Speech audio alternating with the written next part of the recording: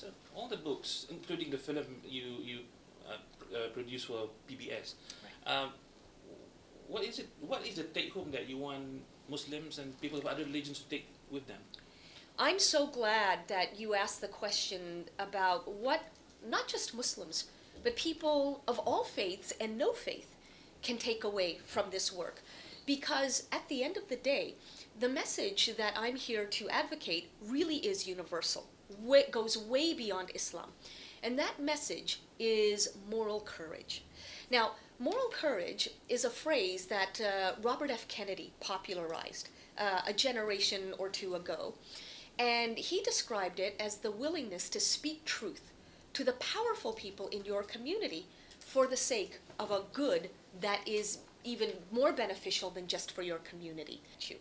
And in the case of Islam, the Quran gives us the responsibility to speak up against injustices within our communities, not just that outsiders are doing. And so I believe that this is a message for a new generation of all faiths and all cultures.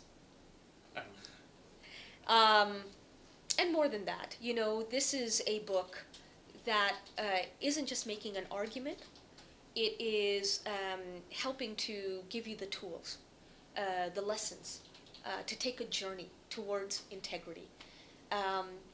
So I think this will be the kind of book that many young Malaysians are hungry for.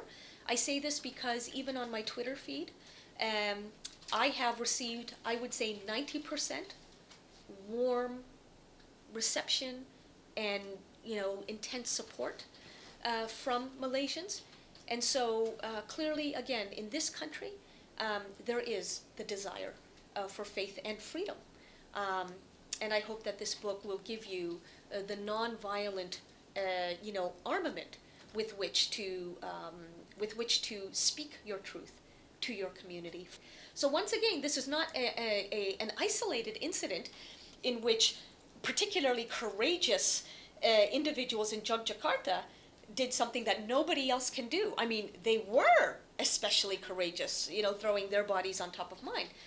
But even in the Netherlands, I have found that ordinary people can be extraordinarily gutsy. And so my hope and intention is that these two examples will show Malaysians who are listening right now that you are capable of the same, that you don't have to run away. And in fact, if you do run away, then actually you're doing nobody any service, certainly not Islam, and certainly not your own integrity. When 22 jihadists stormed through the doors of the auditorium, the community center hall in which I was launching Allah, Liberty and Love, and they yelled, takfir, takfir, which of course is their way of calling me a kafir, an apostate, and they ordered my execution and threatened to break my neck. But even in that case, I will tell you, I did not feel fear. If anything, I had to hold myself back from laughing, only because they really did look silly. I took a copy of Allah, Liberty and Love, and I held it up and I pointed to the word love. And I said to these boys, this is what it's all about, love. Allah loves you, and so do we. We were in a very, you know, nice, quiet city known as Yogyakarta, which is very liberal in its thinking. It's the home to Indonesia's biggest university. And that night, my event was not just, you know, hijacked by extremists, but actually this time they did commit violence. 3 people were taken to hospital, 2 of them for head injuries, and one of them, the third person, a member of my own team, had her arm almost broken by these helmet-wearing, mask-wearing thugs.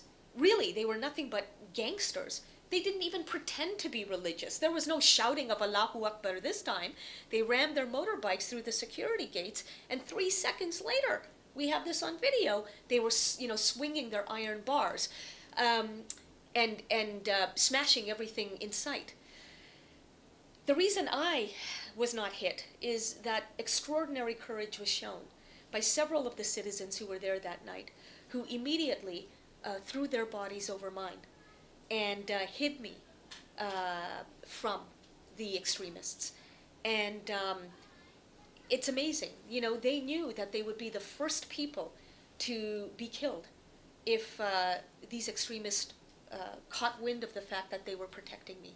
And yet these boys, you know, who thought that they were doing some kind of a service to Islam by giving Islam bashers exactly the picture that the bashers want in order to show their audiences, you see, this is what Islam is.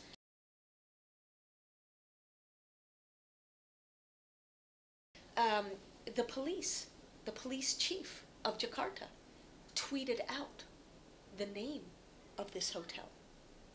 And this goes to show you that the amount of collusion, the amount of cooperation between an extremist group like the Islamic Defenders Front and the police is really embarrassing and shocking, and is a cause of concern now, actually, for Indonesia's own human rights record. But if there wasn't that courage willing to be shown by activists, we wouldn't have the kind of progress. So you're not scared of baddies? You're not deterred? No, absolutely not. Absolutely not frightened. You know, why would I give these mobsters more power than they already claim?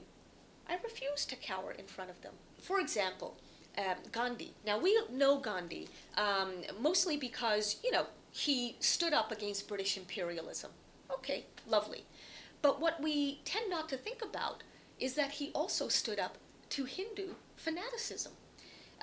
Let's never forget that he was actually assassinated by a Hindu extremist who complained to him that he loved Muslims too much.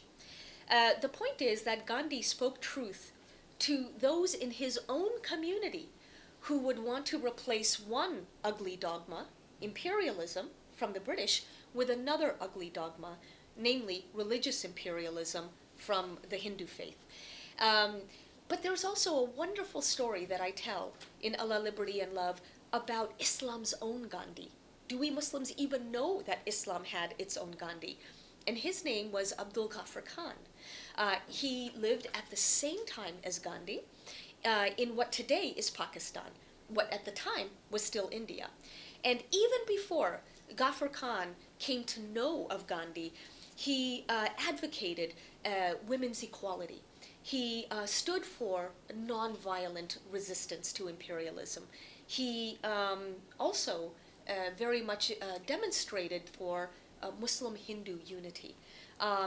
And the reason so many of us don't know his name is that Pakistan has literally wiped his story out of the official records.